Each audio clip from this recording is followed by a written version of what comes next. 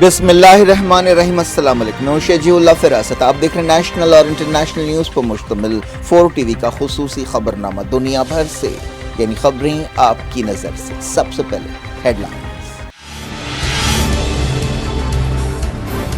سال بدلا حالات نہیں، اسرائیلی فوج نے 2 فلسطینیوں کو ہلاک کر دیا، سلوان میں کھدائی جاری۔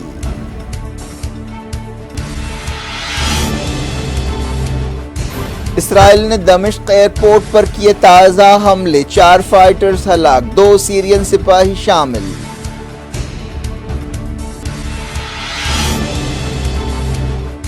قاسم سلیمانی کے قاتلوں کو انجام تک پہنچائیں گے، تیسری برسی کے موقع پر ایران نے کیا عزم۔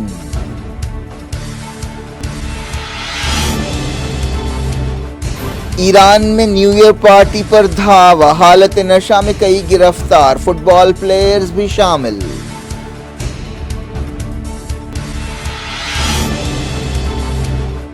یوکرین کے انفراسٹرکچر پر رشیا کے حملے، پوٹین نے نئے سال کے پیام میں جنگ ختم کرنے کا کوئی اشارہ نہیں دیا۔ میکسیکو کی جیل پر حملہ، 14 ہلاک، درجنوں قیدی موقع سے فائدہ اٹھاتے ہوئے فرار ہو گئے۔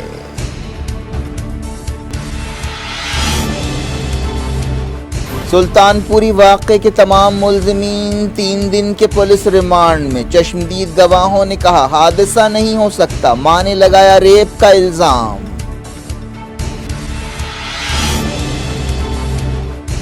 سپریم کورٹ نے کی 2016 نوٹ بندی کی تائید، ایک جج نے کیا اختلاف، فیصلے میں کہا گیا مقصد حاصل ہونے کا سوال اہمیت نہیں رکھتا۔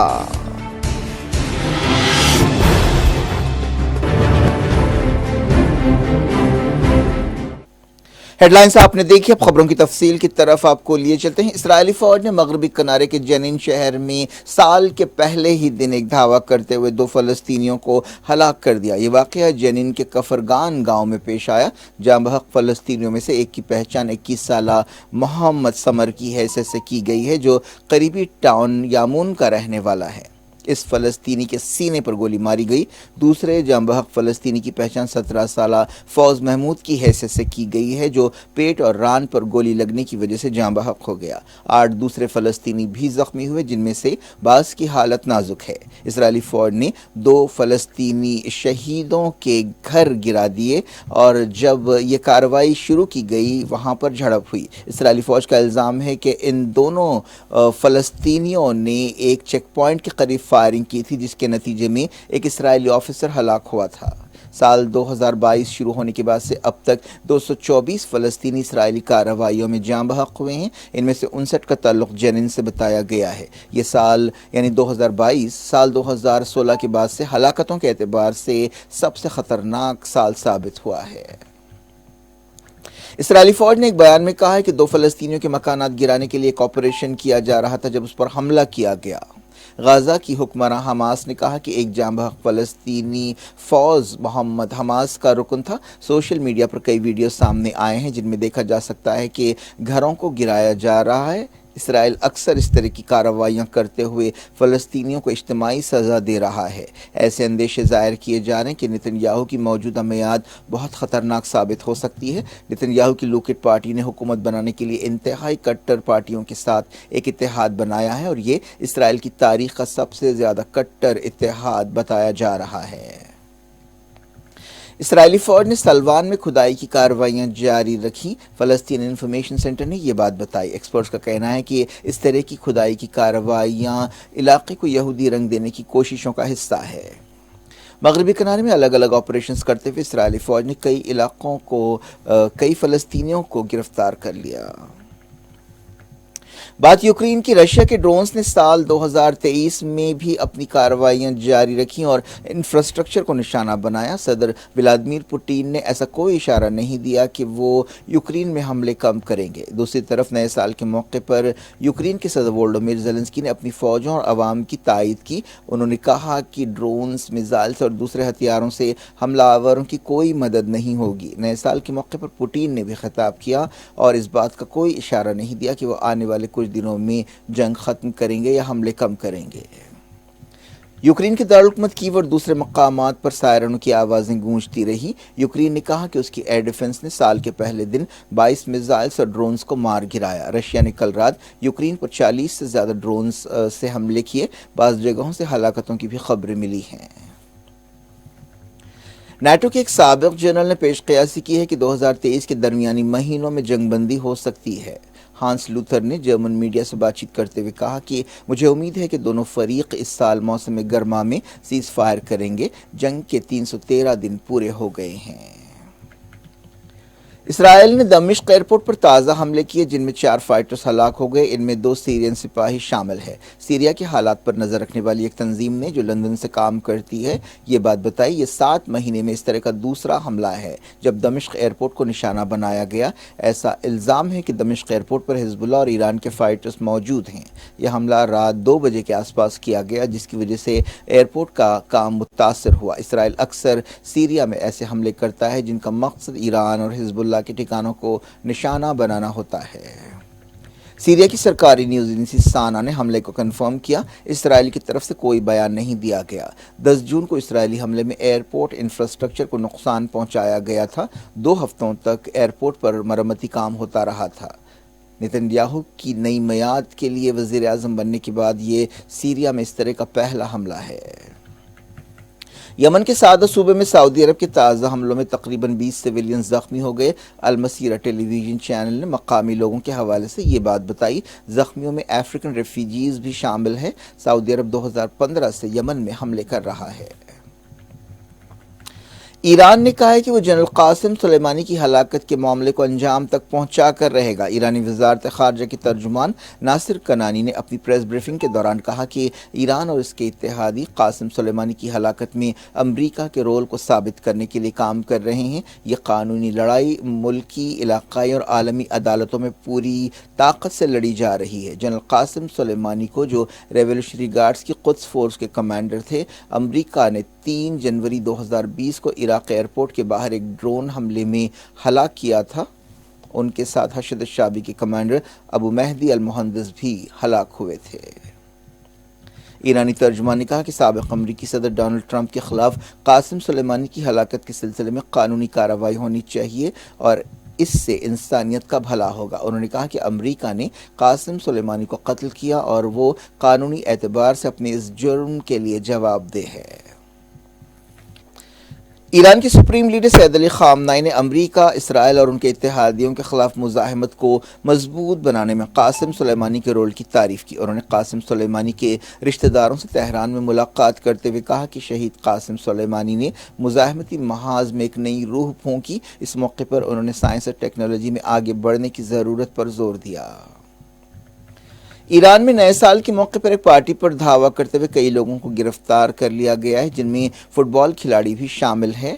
مردوں اور عورتوں کی ملی جلی پارٹی پر یہ دھاوا کیا گیا۔ تسنیم نیوز ایجنسی نے بتایا کہ تہران کے ایک مشہور فٹ بال کلب کے موجودہ اور سابق کھلاڑیوں کو گرفتار کیا گیا ہے۔ ایجنسی نے بتایا کہ بعض کھلاڑی نشے کی حالت میں تھے۔ ایران کے قانون کے مطابق صرف غیر مسلم ہی شراب پی سکتے ہیں اور ایران میں مردوں اور عورتوں کے ایک ساتھ ناچنے گانے پر بھی پابندی ہے۔ یہ واقعہ ایک ایسے وقت پیش آیا جب 22 سالہ مہسا امینی کی موت پر ایران میں بڑے پیمانے پر مظاہرے ہوئے ہیں۔ ان مظاہروں کے دوران جھڑپوں اور کریک ڈاؤن میں سینکڑوں لوگ ہلاک ہوئے ہیں۔ سیکیورٹی فورسز نے بعض لوگوں کو گرفتار بھی کیا جن میں سے 2 کو سزائے موت پر عمل بھی کر دیا گیا۔ میکسیکو میں ایک جیل پر حملہ کیا گیا جس میں کم سے کم 14 لوگ ہلاک ہو گئے اور درجنوں قیدی فرار ہو گئے۔ یہ واقعہ میکسیکو کے ایک سرحدی شہر جارجیز میں پیش آیا۔ ایمرجنسی عہدیداروں نے ایک بیان میں کہا کہ مرنے والوں میں 10 سیکیورٹی گارڈز اور 4 قیدی شامل ہیں۔ 13 دوسرے زخمی بھی ہوئے۔ یہ حملہ صبح 7 بجے شروع ہوا۔ بندوق بردار فوجی گاڑیوں میں آئے اور اندھا دھند فائرنگ کر دی۔ عہدیداروں نے بتایا کہ قیدیوں نے صورتحال کا فائدہ اٹھایا اور 24 قیدی فرار ہو گئے۔ فوری طور پر یہ بات صاف نہیں ہے کہ حملے میں کون شامل ہے۔ میکسیکو میں ڈرگ مافیا کے درمیان اس طرح کی لڑائیاں اور حملے ہوتے رہتے ہیں۔ سابق پوپ بینیڈکٹ کو ہزاروں عقیدت مندوں نے خراج عقیدت پیش کیا۔ آخری دیدار اور خراج عقیدت پیش کرنے کے لیے ان کے تابوت کو ویٹیکن کے سینٹ پیٹر اسکوائر پر رکھا گیا۔ نئے سال سے ایک دن پہلے ان کا 95 سال کی عمر میں انتقال ہوا تھا۔ وہ 600 سال میں پہلے ایسے پوپ ہیں جنہوں نے عہدہ چھوڑا ہے۔ جمعرات کو ان کی آخری رسومات ادا کی جائیں گی جس میں پوپ فرانسس حصہ لیں گے۔ یہ پہلا موقع ہے جب کوئی پوپ ایک سابق پوپ کی تدفین میں حصہ لے گا۔ آسٹریلیا میں دو ہیلی کاپٹرز کے درمیان ٹکر میں 4 لوگ ہلاک ہو گئے۔ ایک ہیلی کاپٹر اڑان بھر رہا تھا اور دوسرا اتر رہا تھا جب ان کے درمیان ٹکر ہو گئی۔ یہ حادثہ کوئنزلینڈ ریاست میں پیش آیا۔ لوٹتے ہیں انڈیا۔ دہلی کے سلطان پوری میں پیش آنے والے وحشت ناک واقعے میں تمام ملزمین کو 3 دن کے پولیس ریمانڈ میں دے دیا گیا ہے۔ لیفٹیننٹ گورنر دہلی نے پولیس چیف سے کہا کہ وہ اس معاملے میں ذمہ داری طے کریں اور کوئی نرمی نہیں برتی جانی چاہیے۔ اس واقعے میں 20 سال کی ایک عورت ہلاک ہوئی۔ پورا ملک نئے سال کی رات پیش آنے والے اس واقعے سے سکتے میں ہے۔ اس عورت کو 5 لوگوں نے اپنی ماروتی بیلینو گاڑی میں کئی کلومیٹر تک گھسیٹا۔ اس عورت کی اسکوٹی کو ٹکر دی گئی تھی۔ اس کے بعد 30 منٹ تک اسے گھسیٹا گیا۔ اس واقعے کی تصویریں سامنے آئی ہیں جن میں دیکھا جا سکتا ہے کہ بے رحمی سے اسے گھسیٹا جا رہا ہے اور وہ مدد کے لیے چلا رہی ہے۔ اس واقعے کی بھیانک تفصیلات سامنے آئی ہیں۔ بتایا گیا کہ ملزمین نے 13 کلومیٹر تک اس لڑکی کو گھسیٹا۔ یہ بھیانک واقعہ تھا۔ 47 منٹ تک یہ تماشا جاری رہا۔ اس دوران کار 4 پولیس اسٹیشنز کے پاس سے گزری۔ اس گھناؤنی حرکت یا اس واقعے کے دوران کپڑے بھی پھٹ گئے۔ بعد میں اس عورت کی ننگی لاش سڑک پر پائی گئی۔ اس کی لاش کو پوسٹ مارٹم کے لیے ایس جی ایم ہاسپٹل بھیجا گیا۔ پولیس نے کار کے نمبر کی بنیاد پر ملزمین کو پکڑا۔ کئی چشمدید گواہوں نے اس واقعے کی تفصیلات بتائی ہیں۔ ایک چشمدید گواہ نے بتایا کہ وہ صبح 3:20 پر اپنی کنفیکشنری شاپ کے باہر ٹھہرا ہوا تھا۔ اس نے گاڑی سے زبردست آواز سنی۔ اس نے شروع میں سوچا کہ ٹائر پھٹ گیا ہوگا، لیکن جب گاڑی آگے بڑھی تو اس نے دیکھا کہ ایک لاش کو گھسیٹا جا رہا ہے۔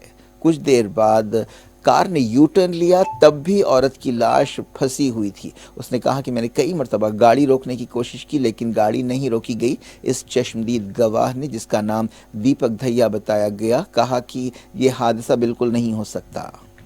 دوسری طرف deputy commissioner of police Arvind Kumar نے بتایا کہ حادثے کے وقت لڑکی کی اسکوٹی گر پڑی اور کار کے ذریعے وہ کافی دور تک گھسیٹی گئی۔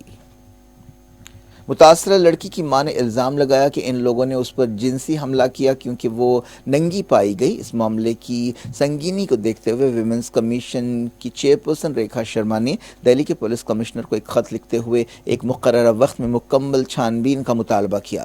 ملزمین کی پہچان وویک کھنہ، امت کھنہ، کرشن متھن اور منوج متل کی حیثیت سے کی گئی ہے۔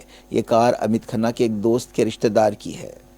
اس دوران دہلی کے پولیس کمشنر سنجے اروڑا نے شہریوں کو یقین دلایا ہے کہ اس معاملے میں سخت سے سخت کارروائی کی جائے گی تاکہ آئندہ اس طرح کے واقعات پیش نہ آئیں۔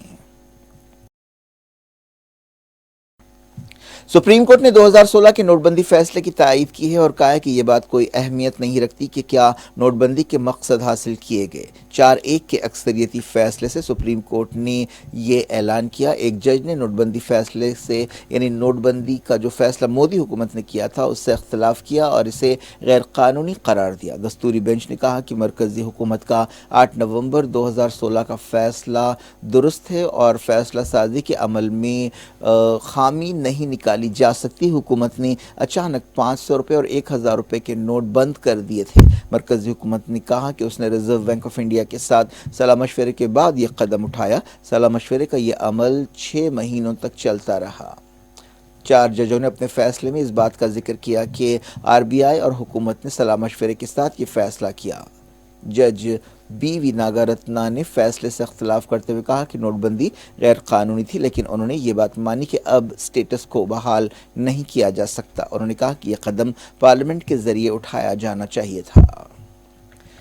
کانگریس لیڈر اور سابق وزیر فائنانس پی چدمبرم نے کہا کہ سپریم کورٹ نے اس سوال کو چھوڑ دیا کہ کیا نوٹ بندی کے مقصد حاصل ہوئے۔ چدمبرم نے کہا کہ ایک جج نے اسے غیر قانونی قرار دیا۔ کانگریس لیڈر نے کہا کہ سپریم کورٹ کے اس فیصلے کے بعد ہم اسے ماننے کے پابند ہیں، لیکن یہ نشاندہی اہم ہے کہ ججوں نے فیصلے کے پیچھے کی وزڈم کی تائید نہیں کی۔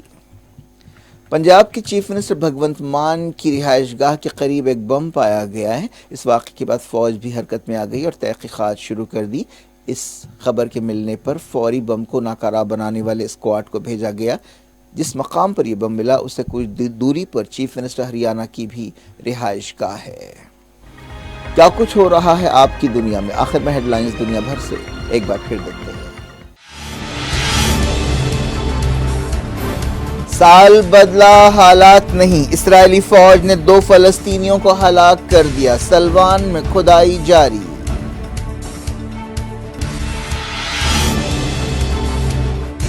اسرائیل نے دمشق ایئرپورٹ پر کیے تازہ حملے، 4 فائٹرز ہلاک، 2 سیرین سپاہی شامل۔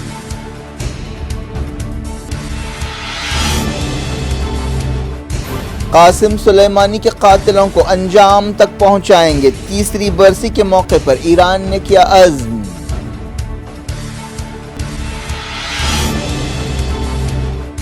ایران میں نیو ایئر پارٹی پر دھاوا، حالت نشہ میں کئی گرفتار، فٹ بال پلیئرز بھی شامل۔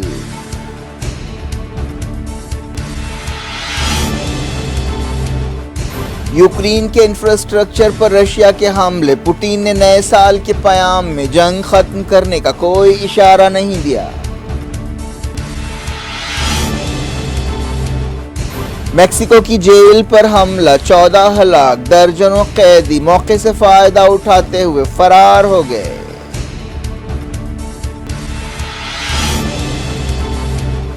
سلطان پوری واقعے کے تمام ملزمین 3 دن کے پولیس ریمانڈ میں، چشمدید گواہوں نے کہا حادثہ نہیں ہو سکتا، ماں نے لگایا ریپ کا الزام۔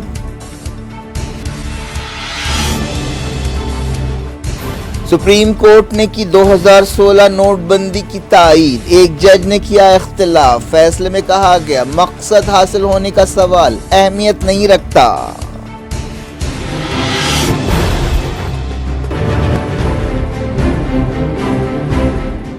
یہ تھی آج کی خبریں۔ شجیع الافراست کو دیں اجازت اور اپنا بے حد خیال رکھیں۔ اللہ حافظ۔